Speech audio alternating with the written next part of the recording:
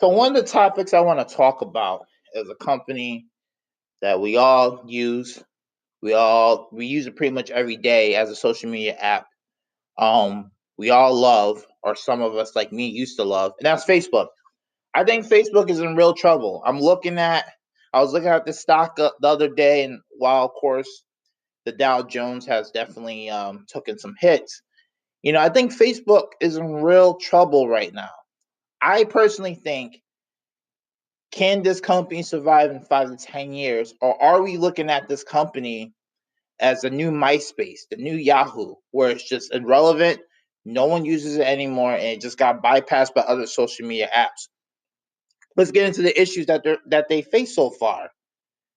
In April they had the whole data breach issue.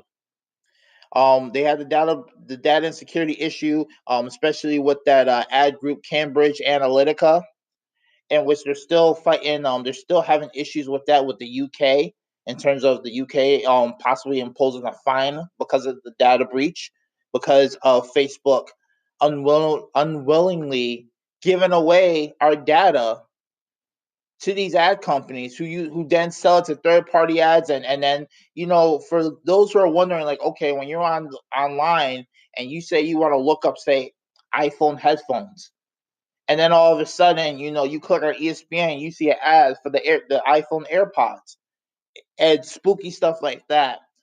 It's because of all the analytics and all the stuff that you use in the ad space to do that. Now, obviously, I'm not in the ad world. I don't know 100% how that world works, but sometimes it's pretty creepy, and I'm sure everyone has experienced that. I think, and obviously, when you're using Facebook, it's not your own personal page. Like, I always saw people who will put up posts saying, like, I don't give Facebook the right to use my data and my likeness for other uses besides my Facebook page. And it was like, well, you're using the Facebook app. You already signed to their terms and conditions. So you posting that does nothing. If you agree to use a social media app, you have to be careful. Now, listen, I'm not a person who's on my high horse. I know a lot of us, we go through and we scroll through the terms and conditions. We hit a step just so we can use the app. We're not really reading the contract per se. But it's not just Facebook. A lot of these apps that we're using, a lot of the technology that we're using, while it's very cool, they are using a lot of our information they are using a lot of our information and selling it to third parties, selling it on the black market. There's been so many goddamn data breaches out there. I'd be very surprised if any of our information is really protected at this point.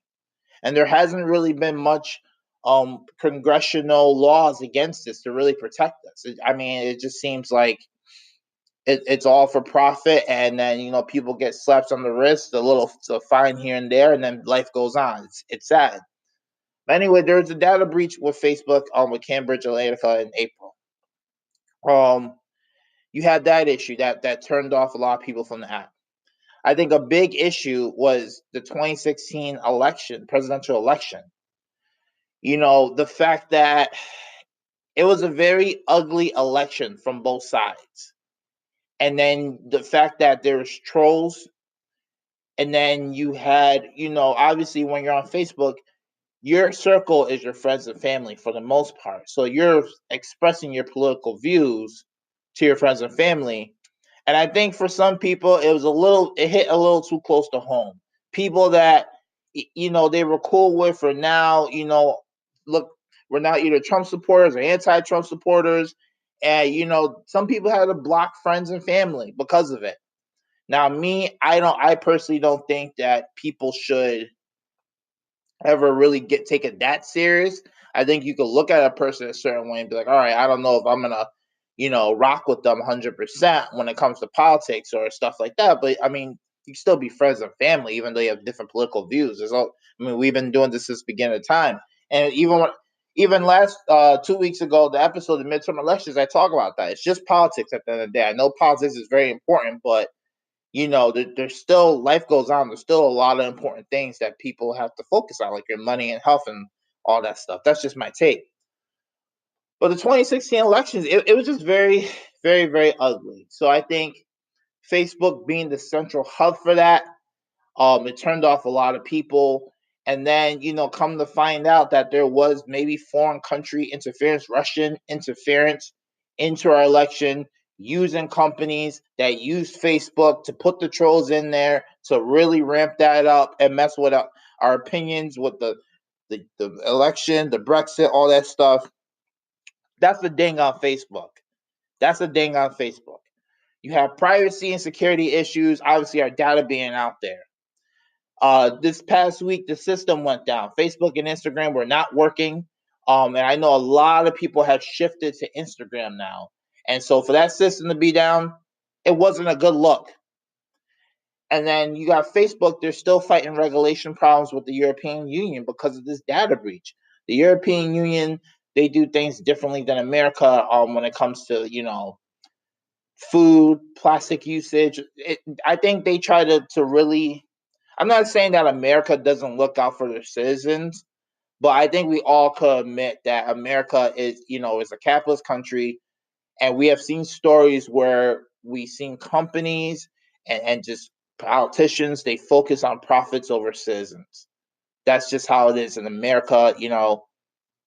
I'm proud to be an American, but sometimes you gotta be realistic and be like, hey, this is what it is. We've seen too many stories of that where it's profits over people, over the good moral code in America. I think in Europe it's a little bit different based off their policy. It's more for the greater good of the people, based off what I've seen. So they're fighting. So Facebook is fighting the regulations over there.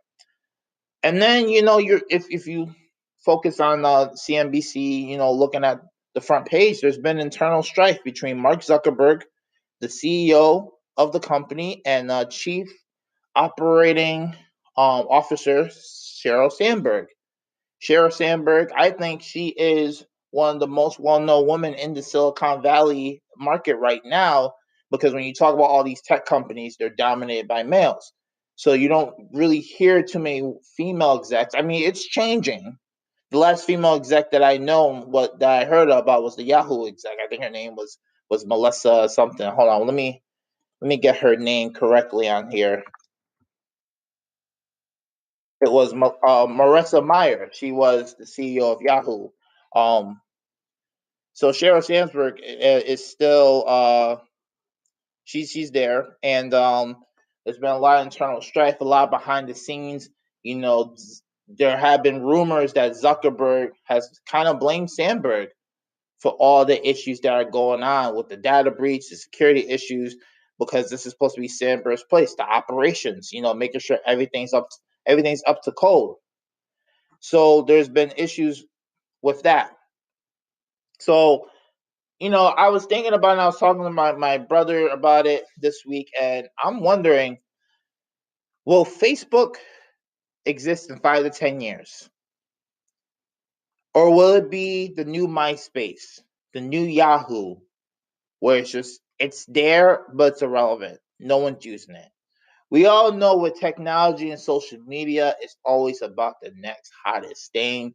You're always seeing new apps that are trying to beat out the old apps. Facebook is still a very well-known name. I do think that it is in trouble of being relevant, just because of its use. When it first started out, I was going to college as a freshman, and Facebook was an exclusive college social media page. If you went to college, you had a college email, you were able to join Facebook and be able to meet your classmates, and it was a really cool app. Then obviously Facebook as a business, they had to expand it to everyone else, so they expanded to everyone else, and it was still good. And then I think the elections really ruined Facebook. I think not because it was political back and forth, because people have been posting their opinions for the longest time. I just think with the trolling, and I think just it was too political heavy, and Facebook didn't try to like tone it down. I think a lot of people were using Facebook just to show pictures of their food, comment on their friends' posts, show baby pictures, pictures of their kid in school, just something to get your mind off of everyday life. And I think once everyday political stuff seeped into Facebook, I think it started to be a problem for a lot of people. Now, some people will say, well, I mean, Facebook is just a reflection of society. I mean, because society is using this app, they're just saying their everyday stuff. Yes, that is very true. But I think for some reason, I think you could look back at this 2016 election between Clinton and Trump, and it was just ugly. It was ugly. No matter what side you were for, everyone could admit it was just a very ugly, back and forth, highly emotional, dramatic election between two sides that we're still feeling the effects of to this day. And I think Facebook being the hub of that, being the forefront of that, I think it's taken a major ding. Um, right now, to be honest, I think people have kind of moved on. You got Twitter, that which is now starting to be more popular. I think right now what a lot of people are doing and is they're using Twitter for their posts and opinions, because I think it's very easy to say you're posting opinions amongst your small group of friends and a bunch of strangers than it is to be going against your 50-year-old uncle that you have to see at Thanksgiving all day.